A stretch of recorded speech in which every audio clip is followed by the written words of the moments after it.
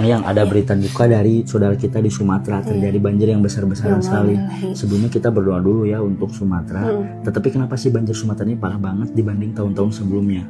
Kalau kita lihat dari data di sini tahun 2024 itu kita kehilangan sekitar 261 hektar. Ini kalau kita bandingin seperti lapangan sepak bola, ada sekitar 365 lapangan sepak bola. Ini baru di tahun 2024 aja. Kalau kita bandingin dari 1985, kita tuh dulunya punya 15 juta hektar. Sekarang 40 tahun kemudian cuma ada 5 juta hektar lagi, artinya berkurang 66% selama 40 tahun. Dan hutan-hutan ini rata-rata diganti jadi perkebunan sawit. Nah, jadi ada yang mengatakan sawit juga sama-sama pohon, sebenarnya itu keliru ya. Kenapa? Karena kalau kita lihat koefisien limpahannya atau run-off koefisien, hutan itu 0,05, sedangkan sawit 0,6. Jauh bedanya. Nah, ini tuh apa artinya? Ini tuh artinya tanah bisa menyerap 95% air, sedangkan kalau perkebunan sawit cuma bisa menyerapnya 40% air. Nanti kita akan lihat nih volume limpahannya. Nah, kita lihat juga di hari ini, di tanggal 23 sampai 24 November itu, curah hujan itu sangat besar. Kalau kita bandingin, nih, biasanya hujan itu 150 mm per bulan. Jadi sedikit-sedikit. Nah, waktu itu cuma sehari. Jadi 150 meter itu sehari. Jadi bayangin hujan yang harusnya sebulanan, ini sehari ditempahin.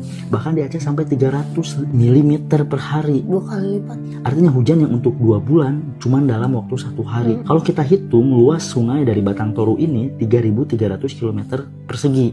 Nah, di sini kita bisa menghitung, tadi kan hujan itu segini nih besarannya. Kita kalikan dengan C, yaitu air yang nggak keserap. Ini kalau tadi hutan biasa yang nggak keserap itu berarti sekitar 130 juta meter kubik. Sedangkan kalau pakai sawit dia nggak keserapnya lebih banyak, 1.500 juta atau 1,5 miliar meter kubik. Artinya selisihnya itu sampai 1,37 miliar meter kubik air.